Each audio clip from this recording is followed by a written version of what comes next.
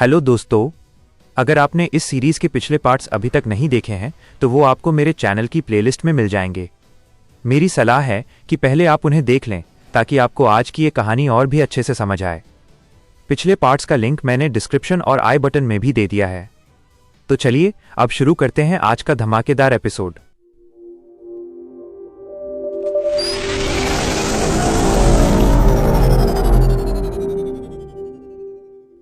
पूरा infinity castle Muzan के मांस के साथ मिलकर एक भयानक नरक बन चुका था। दीवारें अब लकड़ी की नहीं बल्कि धड़कते हुए मांस की थीं। मुजान का शरीर इतना विशाल हो गया था कि उसने आधे से ज्यादा हाशराओं को अपनी चपेट में ले लिया था। अगर मैं नहीं बचूंगा तो कोई नहीं बचेगा, मुजान की आवाज हर दीवार से गूंज रही थी। जिनवू ने देखा कि तंजीरों और बाकी हाशरा मलबे और मुजान के जहरीले चाबुकों के बीच फंसते जा रहे थे। नकीमे, जो अब जिनवू के वश में थी, का शरीर मुजान के बढ़ते मांस के कारण कुचला जा रहा था। नकीमे, आखिरी बार अपनी बीवा बजाओ, जिनवू ने आदेश दिया। नकीमे ने अपनी पूरी बची हुई शक्ति अपनी उंगलियों में डाल दी। टिंग। महल की संरचना एक बार फिर बदली, लेकिन इस बार मुजान के नियंत्रण के बाहर। जिनवू ने अपनी रूलर्स अथॉरिटी का उपयोग करके पूरे महल के गुरुत्वाकर्षण को ऊपर की ओर मोड़ दिया। कौशल, डोमेन ऑफ द मोनार्क सक्रिय। सभी शैडो सोल्जर्स की शक्ति 50% बढ़ गई है। बेरू, सबको बाहर निकालो, जिनवू चिल्लाया। बेरू और इग्रीस ने बिजली की गति से घायल हाशिराओं और तंजीरों को पकड़ा और महल की छत की ओर उड़ने लगे।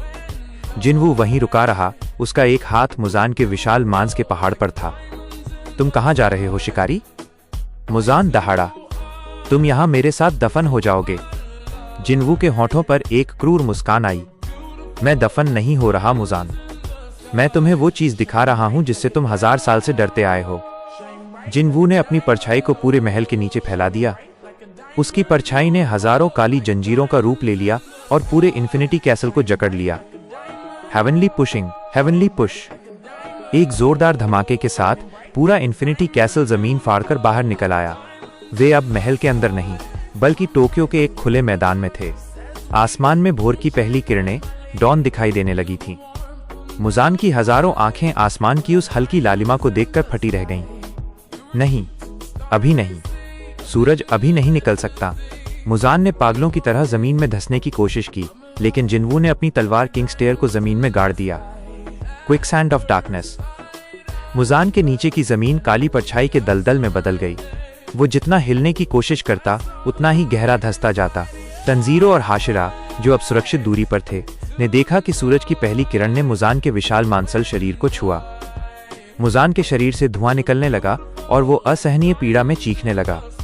सब लोग, तंजीरों अपनी तलवार उठाकर चिल्लाया, यही मौका है, इसे सूरज की रोशनी में रोके रखो। सारे हाशिरा अपनी आखिरी बची हुई ताकत के साथ मुजान के उन हिस्सों पर हमला करने लगे जो वापस छाया में छिपने की कोशिश कर रहे थे। जिनवू मुजान के ठीक सामने खड़ा था। सूरज की रोशनी उसके पीछे से आ रही थी, जिससे वो साक्षात यमराज जैसा लग रहा था। तुम्हारी लंबी रात खत्म हुई मुजान, जिनवू ने कहा। एपिसोड 10 समाप्त।